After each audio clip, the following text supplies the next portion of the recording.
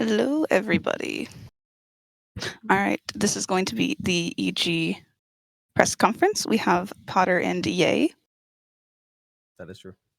That is us. That is us. All right, and then it looks like our first question is going to be from Pedro Romero.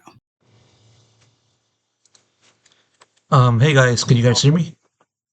Hello. There you go. All right, perfect. First off, thank you guys so much for giving us the opportunity for this press conference. Pedro Romero, independent journalist. I'm gonna send this question mostly to Potter, but you can chime in if you want. Since the end of stage one, we've seen EG continue to compete and refine themselves ahead of stage two. Obviously, coming close to qualifying for EWC. And I assume, practicing with the other teams that took part in Masters Toronto.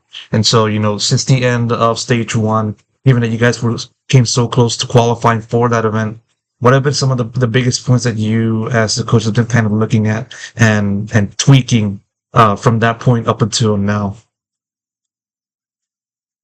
Yeah. First of all, hi Pedro. Hi everyone. I think for us the focus has been. I think you already said the key word is refining from stage one going into stage two. Not only did we almost qualify to EWC, but we woulda, coulda, shoulda qualified to Toronto. So it's been a lot of very close what ifs for us, and so kind of just realizing how much power we had in stage one and making sure we pick up where we left off going into stage two has been our focus leading up. All right, and it looks like Zobi has a question as well. Yes, hello, Sierra Zobi, freelance esports commentator. This question also goes to Potter. Yeah, you can answer too if you'd like. I think it's general enough that you can answer it without divulging too much. But EG and you specifically, Potter, are known as a team and a coach that are not afraid to try out new maps and innovate with compositions. Have you seen the VCT China debuts of Corrode, and what have you thought of their takes on the map, especially in terms of comps? I have watched it. Already as it is region by region, it's already different. And so coming out with a new map, it's such a mind it's a mind games. So already China as a region, they're so different in how they approach the game as it is. So took it with a grain of salt, but it was interesting to see the kind of engagements and duels across the map. I think that part of it is definitely going to be similar. For us in NA, I think we're gonna see a lot more double controller than we do see the double duelist on this map. It's still yet to be seen. I think especially with Alpha Year and Fnatic having so much fun on Ascent with Chamber. Chamber looks insane on this map as well. So we'll see. Yeah, you kept looking at Ye for that. I wonder. Oh, wow. Well, we're just going out and saying it. Well, thank you so much and good luck this stage. All right, our next question comes from Adrian from The Spike. Hey, this is Adrian from The Spike. I also similar question to Imi earlier, but this is mostly directed to Potter, but yeah, you can also chime in. I guess I'm trying to figure out what your take is on the Americas is the weakest region. It's obviously very recency biased, especially for Potter. You've been in the forever now, and also you've scrimmed a bunch of the EMEA teams or Pacific teams or the Chinese teams. We're just kind of wondering what your take is on that and what it take for Americas to bounce back. Yeah, 2025 has been insanely competitive. I still strongly believe that Americas is the strongest region and we're the most stacked region. I think that any given Sunday type of feel in NA is much stronger than in any other region. So I still stand by that. Now, coming back, it's going to be tough. It's going to have to be us that brings us back because G2 with Leaf out, it's NA is definitely kind of wonky going into stage 2. So I guess we got to step up. Yeah, Star. Well, is he out for? I think so. Are we revealing? Well, maybe we. Yeah. Okay. Actually, never mind. I don't know what if he's all out is completely, but I don't know what all is. Anyways, NA going into stage 2 might be a little. It's been a little wonky lately. Yeah, a little wonky. So hopefully we can bring it back. All right, looks like our next question is coming from Ravish. Hi guys, what's up? How you doing? Hello. Okay, so I just had a quick fun question, which was, look, I want to ask about Poe, because look, Poe seems like absolutely incredible, like absolutely cutest dog of the goddamn world. So, question to both of you: look, is Poe ready to be a 6? How is he? How has he kind of helped with being, or how has he kind of helped with office vibes, morale? Because he's kind of chilling, but he's so goddamn cute. I just want to hear about Poe, please, and thank you. Well, I mean, if we have a bad scrim, bad match, you bring Poe in, Poe runs over to you, so excited to see you. He's like, I heard stuff going on in there, like sometimes you'll hear him barking.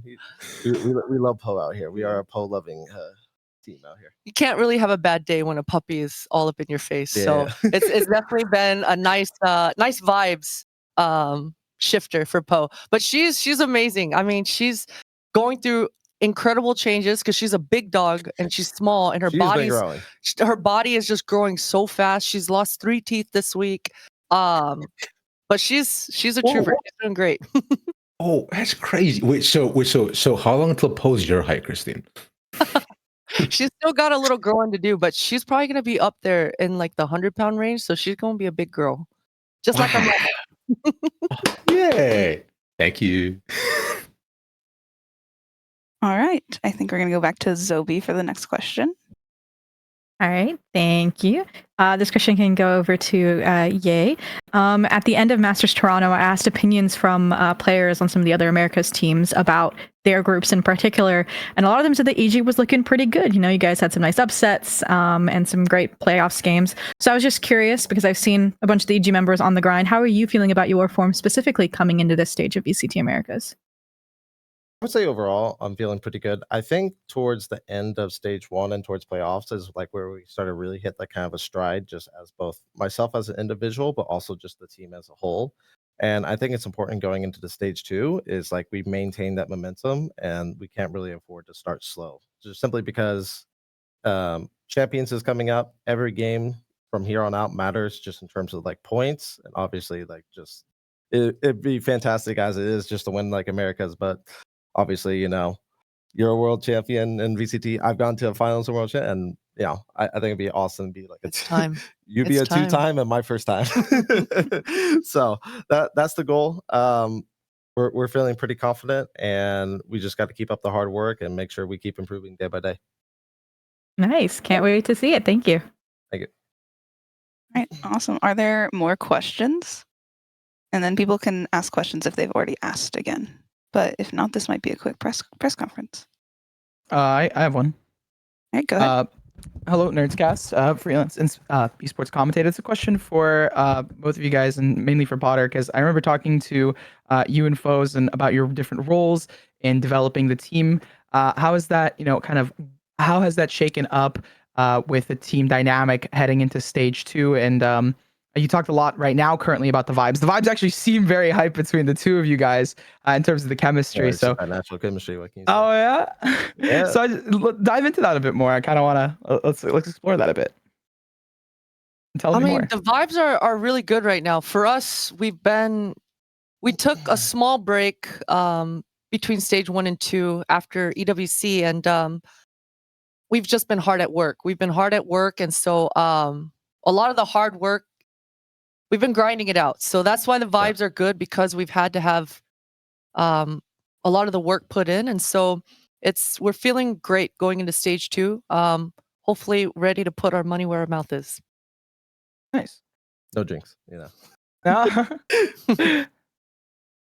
Excited to see it. All right. Looks like we have another question from Pedro Romero. Yes, I'm gonna send this one over to Potter, just more for an elaboration, given what you said a little bit about, in quotations, what you guys are gonna do in the new map of Corrode. Just want to ask you for your opinion on the map itself, and given that it's upcoming inclusion into the map pool, do you personally like it? Do you not like it? What are some of the things that you feel kind of like makes it difficult to work with, and stuff like that? And yeah, you can kind of chime in as well if you want. Yeah, my opinion on it, I think I would have a better opinion on it if how it was released was a bit different. I have a bit of a sour taste in my mouth on the map, so it's kind of hard to be as excited about it. But I do think it has a lot of potential. It's probably a map where I feel right away that it's a lot more even from attack and defense sided than most maps. It seems to be starting off more on the defense sided side of things.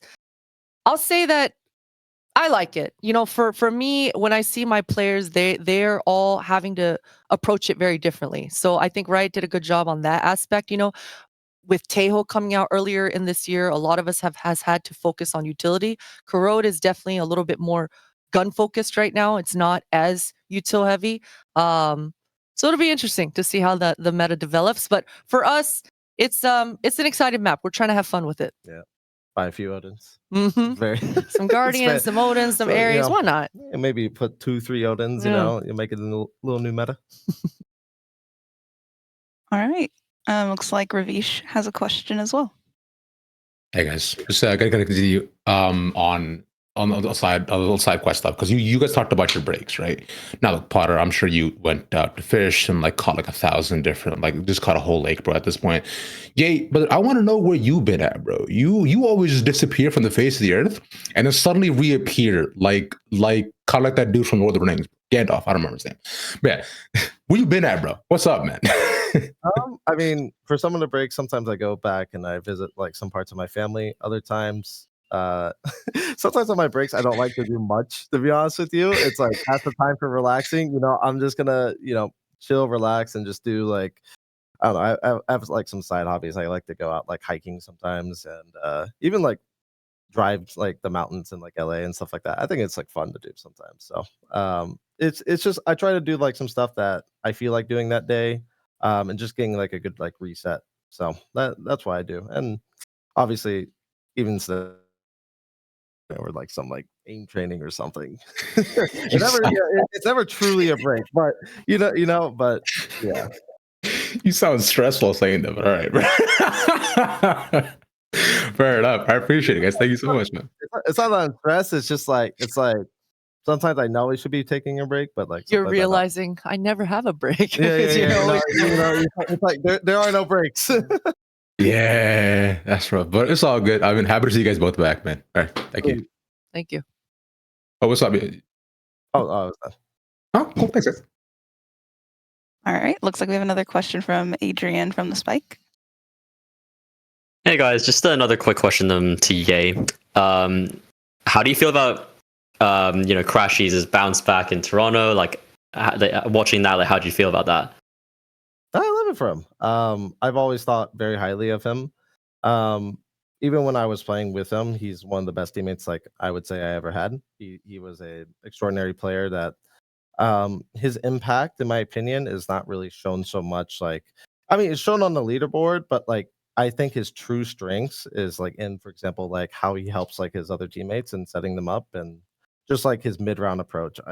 I'm sure he's doing something similar for like what he did for FNS, where it's like he helps a lot in like the mid rounds and just directing and helping with like post plants and just keeping everyone together. So I'm sure he's doing like great work over there, and it's great to see him succeed again.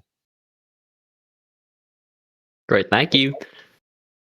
All right. We have another question from Nerdscast. Hello, nerds here. This is a question for both of you guys, but it starts with Potter because I remember you saying something about double controllers in the new Corrode composition, but your first in an EG piece of content, your first initial thought was double sentinel, and one of them was like I see chamber. Do you still think that the double sentinel? Do you think you need to run double sentinel if you have a chamber as well? And what do you think about your initial composition? I can refresh on the composition if necessary, but I'm not sure if you remember what I'm talking about. I do briefly remember that was just a content piece. It was just a content piece. But I'll say that yeah, I think double sentinel Ascent, there are aspects to Corrode that play out very similarly to Ascent. And as we see on Ascent, the double sentinel is definitely trendy. I wouldn't say that it's meta because it's already a defense-sided map as it is. But there's a lot of interesting things that you can do to make it to double down on it being a defense-sided map. I think Corrode to answer your question, no, I don't Mm. think if you run chamber you need double senti. It kind of just depends on your game plan. It's not needed though to run chamber to be a double senti. Mm. I don't think double senti will be the meta on Corrode though. I think it'll Mm. be double duelist or double controller. Or May I have a both. small may I have a small follow-up? Yeah. What do you feel about doing those content pieces? What what do you mean? Like I have fun with them. I have fun with them. Now, my biggest struggle is answering the question and actually answering it, but not giving away too much. Yeah, Right? that's where I was kind of going with it. Yeah, it's always a struggle because I always end up overthinking it. But it's never easy to answer. You want to answer the question, but yeah, it's never. That part is crappy, but I have fun with the content. I mean, yeah, if you have anything to chime in as well. Yeah, I mean, sometimes you gotta lie. Sometimes you know, throw in a few tidbits here and there. You know, you never Triple know. duelist, triple. You'll catch me on the arena. Ooh, I'd love to see it. All right, thank you. All right, that is going to conclude the press conference with Potter and Ye. Thank you guys for all coming. Thanks, guys. Thank you.